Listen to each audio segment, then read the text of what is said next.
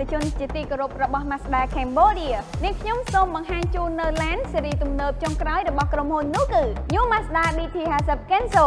ដែលជារថយន្ត Pickup ជាប់ជាមួយបច្ចេកវិទ្យាទំនើបទាំង20ដែលមិនគួរមើលរំលងមិនតែប៉ុណ្ណោះរថយន្ត All New BT50 Kenzo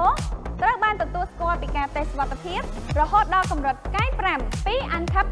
2020 Testing ដែលជាកម្រិតតេស្តសុវត្ថិភាពខ្ពស់បំផុតសម្រាប់លោកអ្នកលើសពីនេះទៅទៀតយើងក៏មានកម្មវិធីពិសេសផងដែរដោយកម្មវិធីនោះគឺផ្ដល់ឡានបានលុយគ្រប់អតិថិជនទាំងអស់ដែលចង់កក់ទិញឬយករថយន្តមកប្ដូរយកថ្មីជាមួយក្រុមហ៊ុននឹងទទួលបានអត្ថប្រយោជន៍ចំណេញជាច្រើនដូចជាខាងក្រុមហ៊ុនមានទទួលទិញគ្រប់ម៉ាកនិងគ្រប់ model ដោយមិនគិតពីអាយុកាលរបស់រថយន្តធានាតម្លៃទិញចូលខ្ពស់ជាងទីផ្សារហើយយើងក៏អាចផ្ដល់នូវអត្រាការប្រាក់1ឆ្នាំពេញសម្រាប់ការបង់អត្រាការប្រាក់ 20% ឡើងទៅផងដែរជាមួយលក្ខខណ្ឌដ៏ទាក់ទាញបែបនេះសូមអតិថិជនទាំងអស់កុំភ្លេចអញ្ជើញមកមើលផ្ទាល់